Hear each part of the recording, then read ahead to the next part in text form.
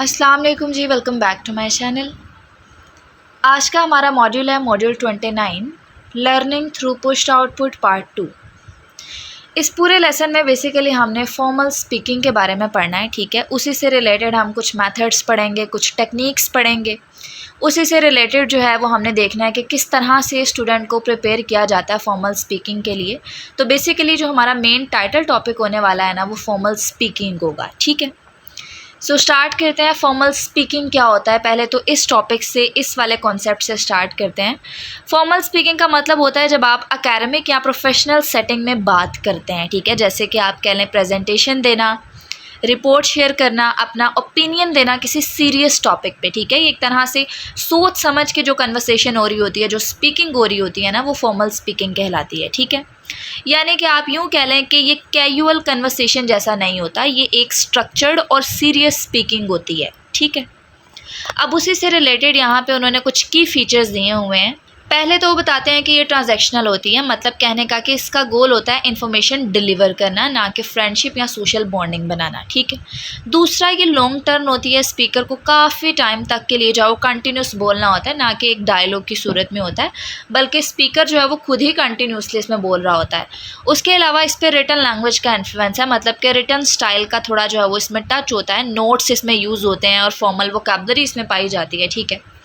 उसके अलावा fourth point में वो बताते हैं कि केयरफुल स्पीकिंग स्टाइल, मतलब कि सोच समझ के बोला जाता है, मिस्टेक्स इसमें अवॉइड करने के लिए जो है वो सोच समझ के क्लियर बोला जाता है। उसके अलावा स्पेशल ट्रेनिंग चाहिए होती है, ठीक है। ये स्किल नेचुरली नहीं आता, इसको प्रॉपरली जो है वो सिखाना पड़ता है। अब वो किस तरह से सिखाएंगे वो आगे हम डिफरेंट मेथड्स पढ़ेंगे इसके, ठीक है। अब नेक्स्ट टॉपिक हमारा आ जाता है टीचिंग फॉर्मल स्पीकिंग।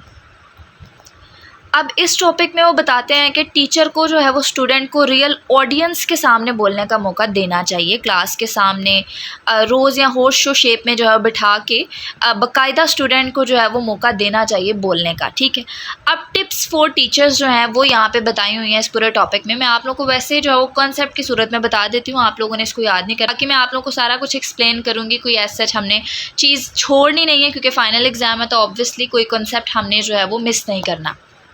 तो यहाँ पे कुछ टिप्स दी हुई हैं टीचर्स के लिए कि एक तो टाइम लिमिट सेट करें फॉर ईच टॉक, ठीक है।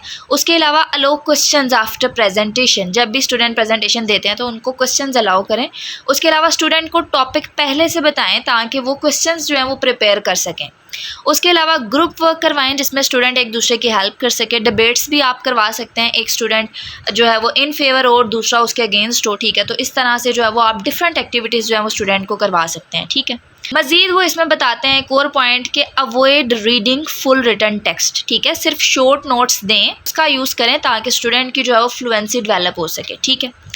उसके अलावा नेक्स्ट हमारे पास यहाँ पे बताया हुआ है प्लानिंग अ लॉन्ग टर्म, मतलब कि फॉर्मल स्पीकिंग जो है ना उसका सक्सेस जो है वो इस बात पे डिपेंड करता है कि अच्छी प्लानिंग हो। तो यहाँ पे उन्होंने कुछ स्ट्रेटजीज़ बताई हुई हैं, ठीक है। ये तीन जो यहाँ पे पॉइंट्स हाईलाइट किए हुए हैं, बेसिकली तीन स्ट्रेटजीज़ यहाँ पे उन्होंने बताई हुई हैं, ठीक है।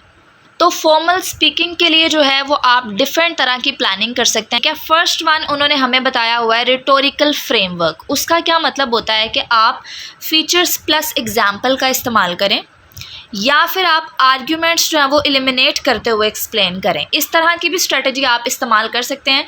फिर क्या होगा कि आप फॉर्मल स्पीकिंग ज़्यादा बेहतर तरीके से कर पाएंगे। दूसरी उन्होंने स्ट्रेटजी दी हुई है इन्फॉर्मेशन फ्रेमवर्क। इसमें क्या होता है कि काम का मेथड जो है वो एक्सप्लेन किया जाता है, टूल्स, स्टेप, रिजल्ट एक्सेट्रा, इस तरह से, ठीक है।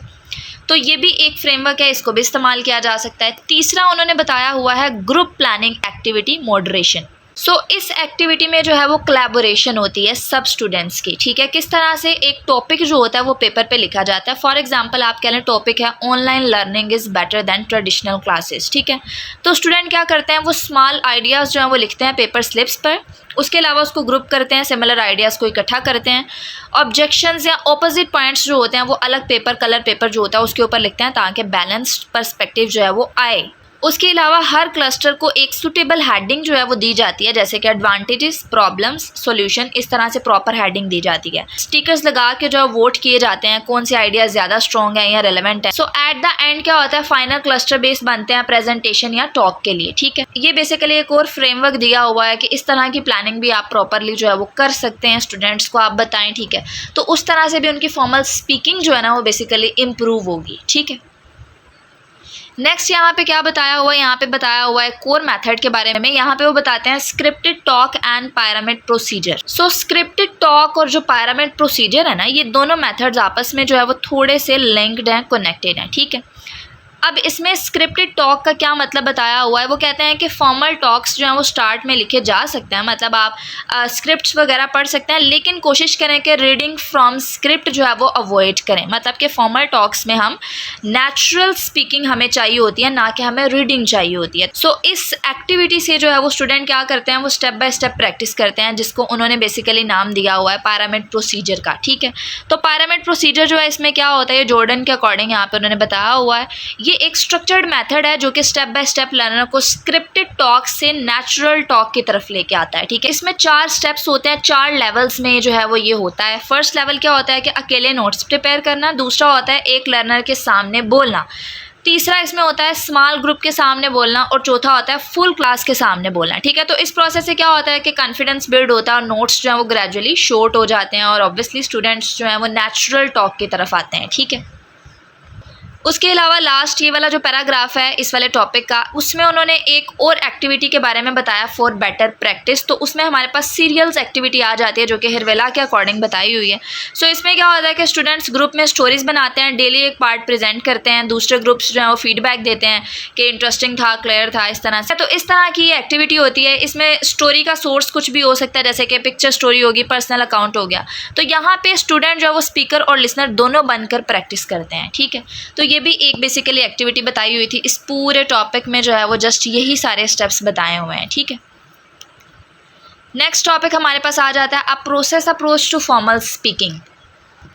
सो इस टॉपिक में वो बताते हैं कि फॉर्मल स्पीकिंग जो है वो एक प्लान्ड प्रोसेस है, इसको step by step break down करना जो है वो काफ़ी यूज़फुल होता है। जैसे कि फर्स्ट स्टेप इसमें क्या हो सकता है कि गोल्स और ऑडियंस को समझना, ठीक है, इसमें आ जाता है। दूसरा आइडियाज़ कलेक्ट करना, तीसरा आइडियाज़ को ऑर्गेनाइज करना, फिर नोट्स बनाना, फिर टॉक प्रेजेंट करना, और फिर फीडबैक लेना और इम्प्रूव करना। तो इस तरह से जो है वो आप स्टेप बाय स्टेप जो ब्रेक डाउन करके जो है वो इसको समझ सकते हैं ज़्यादा बेटर वे में। उसके अलावा यहाँ पे नीचे वो बताते हैं कि एक्टिविटीज़ जैसे कि ट्रायड्स या लिसन एंड डू जो है वो हेल्प करते हैं इस प्रोसेस को रियलिस्टिक बनाने में। ये लिसन एंड डू एक्टिविटी तो आप लोगों ने पहले समझ ली है। ठीक है, ट्रायड्स एक्टिविटी क्या होती है, 3 लर्नर्स होते हैं, स्पीकर, लिसनर एंड ऑब्जर्वर, इस वजह से इसको ट्रायड कहा गया है। ठीक है, मजीद यहाँ पे वो बताते हैं आइडिया कलेक्शन टेक्निक। तो उसके लिए जो है वो 2 टेक्निक्स उन्होंने बताई हैं, एक ब्रेनस्टॉर्मिंग की बताई हुई है और दूसरी उन्होंने information schema and self questioning के बारे में बताया। ब्रेनस्टॉर्मिंग में क्या होता है कि सब आइडियाज़ जो है बिना जज किए लिख लें आप, बाद में उसको ऑर्गेनाइज करें और उसको इवेलुएट करें। ठीक है, दूसरी टेक्निक उन्होंने बताई हुई है इन्फॉर्मेशन स्कीमा या सेल्फ क्वेश्चनिंग। इन्फॉर्मेशन स्कीमा क्या होता है, लर्नर के पहले से जो नॉलेज होती है ना उसे कहते हैं, और सेल्फ क्वेश्चनिंग ऑब्वियसली हम खुद से क्वेश्चंस पूछते हैं। सो इसमें वो बताते हैं कि स्टूडेंट अपने माइंड को एक्टिवेट करें, टॉपिक से रिलेटेड आइडियाज सोचें और स्ट्रक्चर्ड वे में उन्हें प्लान करें। इस तरह उनका टॉक या राइटिंग जो है वो मोर लॉजिकल, कनेक्टेड और कंप्लीट होता है। इसके अलावा यहाँ पे उन्होंने ऑर्गेनाइजिंग द टॉक के बारे में बताया हुआ है। ठीक है, इस पैराग्राफ को हाईलाइट नहीं किया, जस्ट इसमें ऑर्गेनाइजिंग द टॉक बताया है। तो उसमें क्या होता है कि ऑडियंस को समझना ज़रूरी है, टॉक आपकी स्ट्रक्चर्ड हो, ओवरव्यू से शुरू करें या एक पावरफुल एग्जाम्पल से। उसके अलावा आइडियाज़ को सेक्शन में डिवाइड करें, आप जो है वो रिटोरिकल पैटर्न जो है उसको इस्तेमाल कर सकते हैं। उसके अलावा यहाँ पे एक और पॉइंट वो बताते हैं कि नोट्स जो हैं वो सिर्फ गाइड के लिए होने चाहिए। पहले डिटेल नोट्स आप यूज़ करें, ग्रेजुअली आप उसको शॉर्ट बनाते जाएं।